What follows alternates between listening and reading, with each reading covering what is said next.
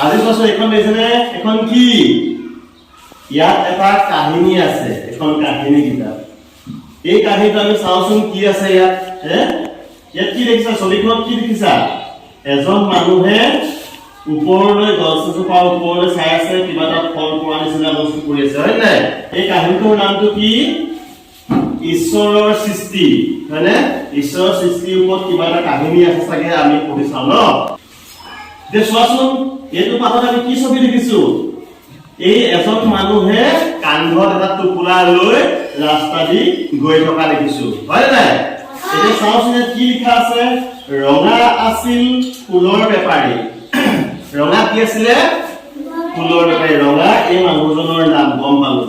ৰঙা হৈছে ফুলৰ বেপাৰী। চুবুৰীয়া এখন গাঁৱৰ মেলালৈ তেওঁ ফুল বিক্ৰী কৰিবলৈ গৈছিল। তেওঁ কি কৰিবলৈ গৈ আছে?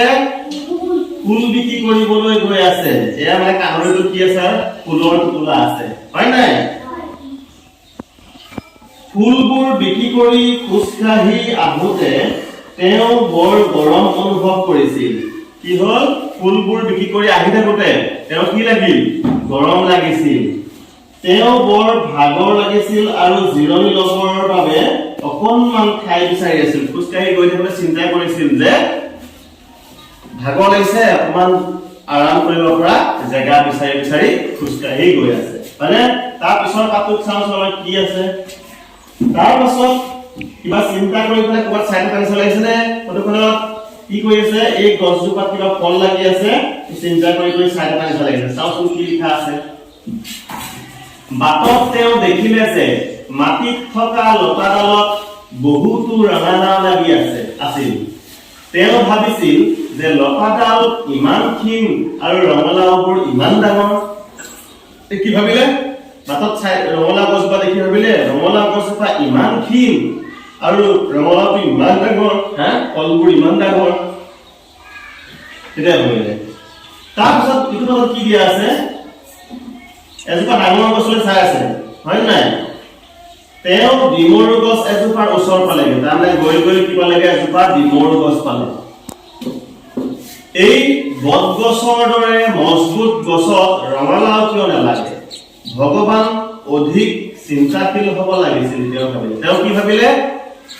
এই মিহি গছজোপাত যে ৰঙালাও লাগিছে, এই ইমান বটগছৰ নিচিনা ডাঙৰ গছজোপাত ৰঙালাও কিয় নালাগে? ভগৱানে এখন চিন্তা কৰি পেলাই বস্তুবোৰ বনাব লাগিছিল, হয়নে?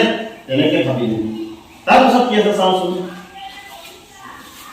অৱশেষত তেওঁ সেই ছায়াময় ডিমৰু গছজোপাৰ তলত জিৰণি লোৱাৰ সিদ্ধান্ত ললে। কি কৰিলে? এই ডাঙৰ যে ডিমৰু গছজোপা তলতে তেওঁ বিশ্ৰাম কৰিলে, জিৰণি ললে, ৰেষ্ট ললে। গছজোপাৰ তলত বহি তেওঁ দেখিলে যে গছজোপাৰ ওপৰত সৰু সৰু ডিমৰুবোৰ লাগিছে। তেনেকে বিশ্ৰাম কৰি থাকোতে ওপৰত চাওঁতে দেখিলে যে ওপৰত কি লাগি আছে? কি লাগি আছে? ডিমৰু, সৰু সৰু ডিমৰু লাগি আছে। ইমান ডাঙৰ গছ আৰু ইমান সৰু সৰু ফল, কি লাভৰ কথা। কি ভাবিলে? ইমান ডাঙৰ গছ আৰু ইমান সৰু সৰু ফল, আৰু সেই লতা গছজোপাত ইমান ডাঙৰ ডাঙৰ ৰঙালাও লাগি আছে। কি ভাবিলে? তাৰপিছত কি দিয়া আছে চাওঁ। ঠিক তেতিয়াই তাৰ মনত এটা ডিমৰু ফল পৰিল। কি পৰিল?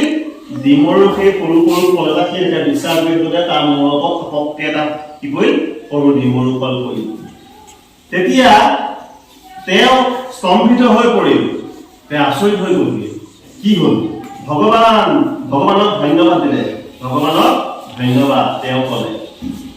এই গছজোপা যদি ৰঙালাওৰ দৰে ডাঙৰ ডাঙৰ ফল থাকিলহেঁতেন, তেন্তে মই বেয়াকৈ আঘাত পালোহেঁতেন। এই গছজোপাত যদি ৰঙালাওৰ দৰে ডাঙৰ প্ৰকাণ্ড ফল লাগিলহেঁতেন, তেতিয়াহ'লে মোৰ মন পালা যিটো মই একদম মাথা ফালি গ'লহেঁতেন। ঈশ্বৰে নিশ্চয় নিজৰ সৃষ্টিৰ ওপৰত বহুত চিন্তা কৰিছে। তেওঁ উপলব্ধি কৰিছে কি হৈছে? ভগৱানে, এতিয়া আমি গম পালে কি যে ভগৱানে নিজৰ চিন্তাৰ বহুত চিন্তা কৰি এই বস্তুবোৰ সৃষ্টি কৰিছে, হয় নাই? প্ৰথমতে ভাবিছিল ভগৱানে কি চিন্তা কৰিলে? এই সৰু গছজোপাত প্ৰকাণ্ড ৰঙালাও লাগিছে আৰু মস্ত গছজোপাত সৰু সৰু ফল লাগিছে।